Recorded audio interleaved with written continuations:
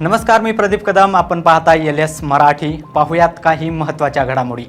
आज खरीप हंगामाचे हंगामपूर्व बैठक संपन्न. 30 जूनपूर्वी आपण कर्जमाफी करतोय. मुख्यमंत्री फडणवीसांची घोषणा. शेतकऱ्यांसाठी कृषी मित्र ॲप असून ॲपवर शेतकऱ्यांना सगळी माहिती मिळणार. फडणवीसांची माहिती. विकास लवांडेंवर झालेल्या हल्ल्यावर रोहित पवारांची प्रतिक्रिया.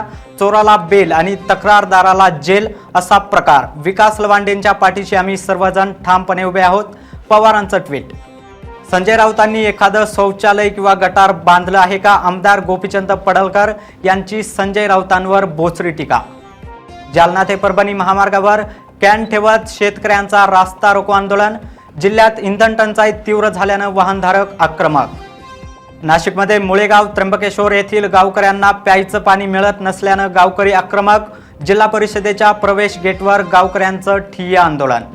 पुण्यात रेल्वे स्टेशनवर DRIनं वन्यजीवांची तस्करी करणाऱ्या 2 जणांना केला अटक. 2 खोक्यांमध्ये 3 जिवंत मलबार जायंट खारी तर 7 जिवंत स्टार कासव जप्त. तू माझी नाही झालीस तर कोणाची नाहीस. पुण्यात तरुणी आणि तिच्या मित्रावर ॲसिड हल्ला. मित्रासोबत लिव्ह इन रिलेशनशिपमध्ये राहत असल्याच्या रागातून तरुणानं केला हल्ला. पुणे पोलिसांनी कर्नाटकमध्ये जाऊन ठोकल्या आरोपीला बेड्या. नाशिक शहरातून माणुसकीला काळीमा फासणारी घटना. प्रेमविवाह केलेल्या महिलेला जातीच्या कारणावरून सासरकडून मानसिक आणि शारीरिक छळ. तब्बल 8 वेळा बळजबरीनं गर्भपात. पीडित महिलेची पोलिसांमध्ये धाव. सावंतवाडी पंचायत समितीच्या महत्त्वाच्या बैठकीत अधिकाऱ्याचं लक्ष मात्र बैठकीऐवजी मोबाईलवर मटक्याचे आकडे पाहत असल्याचा आरोप. अधिकाऱ्यावर कारवाई होणार का याकडे सर्वांचं लक्ष. विदर्भात उष्णतेचा कहर. चंद्रपूर आणि ब्रह्मपुरीमध्ये तापमान 46 अंशाच्या पुढं.